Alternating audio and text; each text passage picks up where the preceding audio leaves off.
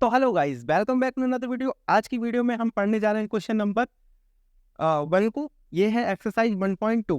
ठीक है, तो चलिए शुरू करते हैं। सबसे पहले बात करते हैं, सिद्ध कीजिए कि अंडर रूट 2 एक अपरिमेय संख्या है। तो यहाँ पर सिंपल सा लॉजिक है, कुछ भी करना नहीं है आपको। पहले यहाँ पर मान लो, माना अंडर रूट 2 एक परिमेय संख्या है। क्या है? अंडर रूट 2 क्या है? एक परिमेय संख्या है। और आपको पता है जो परिमेय संख्याएं होती हैं उन्हें हम पी अपॉन क्यू के रूप में लिख सकते हैं। इसलिए अंडर रूट 2 को पी अपॉन क्यू के रूप में लिख सकते हैं।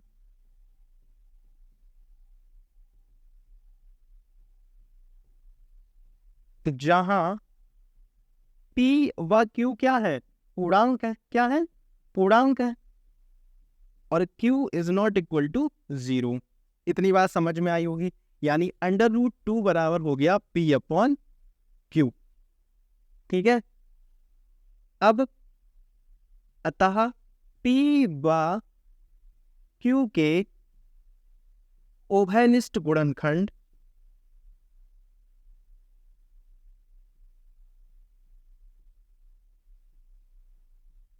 उभयनिष्ठ गुणनखंड से विभाजित कर सकते हैं।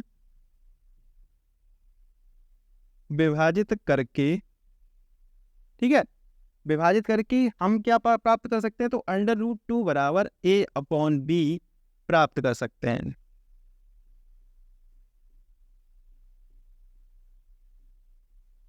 ठीक है, अंडर रूट 2 बराबर ए अपॉन बी प्राप्त कर सकते हैं, जहां ए व बी क्या है? सह अभाज्य हैं। क्या है? सह अभाज्य हैं।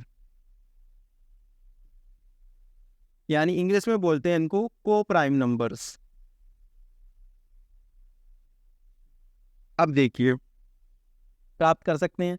अंडर रूट 2 बराबर ए अपॉन बी आ गया।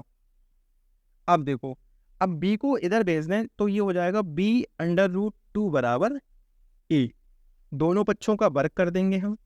क्या कर देंगे? दोनों पक्षों का वर्ग करने पर, जब दोनों पक्षों का हम वर्ग करेंगे तो देखो यहां पर हो जाएगा बी अंडर रूट 2 का स्क्वायर बराबर ए स्क्वायर। तो यहां मिल जाएगा आपको बी स्क्वायर इंटू 2 बराबर ए स्क्वायर। अब एक चीज देखिए, ये इसकी गुणा में तो इधर भाग में आएगा। अतः जो 2 है वो बी को विभाजित करेगा। सॉरी, 2 जो है वो ए स्क्वायर को विभाजित करेगा। किसको विभाजित कर रहा है? यहाँ पर देखो, ए स्क्वायर को विभाजित करता है। विभाजित करता है, इसलिए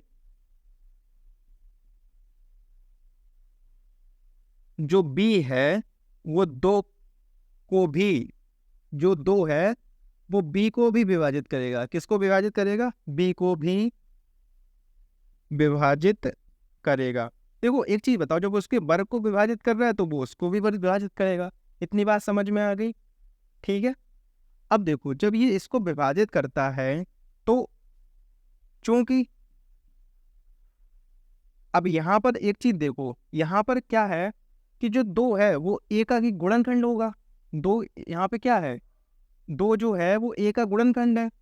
तो यहाँ पर हम मान लेंगे ए बराबर क्या हो जाएगा? 2c हो जाएगा, क्योंकि ये इसका क्या है? एक गुणनखंड है। यहाँ लिख दूं, चूंकि 2 ए को विभाजित करता है,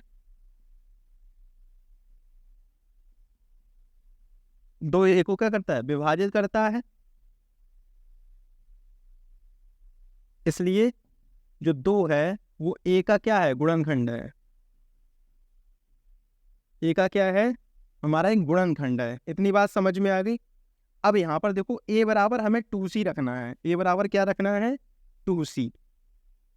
एक चीज देखो, यहाँ पर देखो, ये हमें क्या मिल गया? समीकरण नंबर 1। अब देखो, यहाँ पर दे रखा है 2b स्क्वायर बराबर ए स्क्वायर। तो ए की जगह हमें कितना रखना है? 2c रखना है। तो यहाँ पर देखो, 2b स्क्वायर बराबर, अब इसकी जगह 2c रख दिया और इसका स्क्वायर है तो इसका भी स्क्वायर हो जाएगा। तो 2b स्क्वायर बराबर 4c स्क्वायर। 2 से ये कट गया, यानी बी स्क्वायर बराबर आ गया 2c स्क्वायर। अब यहाँ से आपको दिख रहा होगा कि जो 2 है वो किसको विभाजित कर रहा है, बी को विभाजित कर रहा है, ठीक है। तो यहाँ पर जैसे यहाँ पर लिखा था अतः, यहाँ ऐसे लिख सकते हो क्योंकि जो 2 है वो बी स्क्वायर को विभाजित करता है,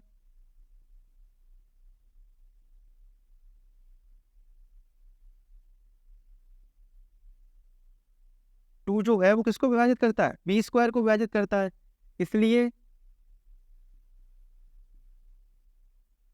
जो 2 है वो बी स्क्वायर बी को भी विभाजित करेगा, बी को भी विभाजित करेगा।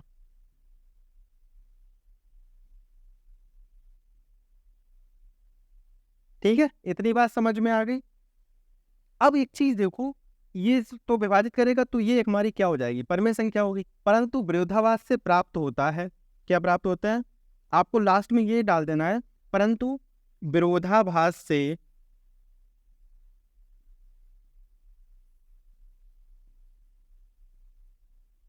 प्राप्त होता है कि √2 एक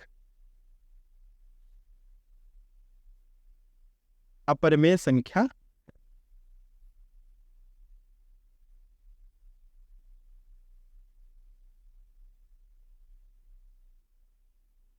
यहां पर ये हो गया सिद्ध।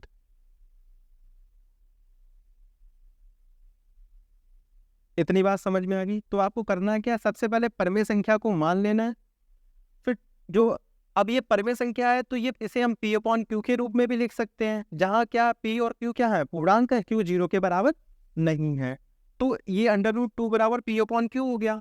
तो इसके p व q के उभयनिष्ठ गुणनखंड से विभाजित करके हम √2 बराबर a अपॉन b प्राप्त कर सकते हैं, जहां a और b क्या है, सहअभाज्य है, यानी को प्राइम नंबर्स हैं।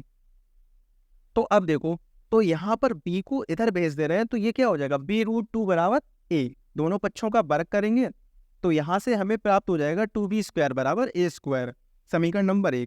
तो देखो यहाँ पर 2 इसके भाग में जाएगा, तो यानी 2 इसको क्या कर रहा है, विभाजित कर रहा है, तो 2 a को विभाजित करता है, इसलिए 2 a को भी विभाजित करेगा। तो इसलिए हमने जब इसका ये गुणनखंड है तो हमने a बराबर क्या कर लिया, 2c को मान लिया, क्या कर लिया, 2c को मान लिया। अब देखो तो यहाँ पर क्या हो जाएगा, इस समीकरण में हम सीक 2a का मान रख देंगे, तो a का मान 2c है, तो 2b स्क्वायर बराबर a स्क्वायर, तो 2b स्क्वायर बराबर क्या हो जाएगा, 2c स्क्वायर, इनका वर्ग कर देंगे काट के, हमें ये प्राप्त हो गया।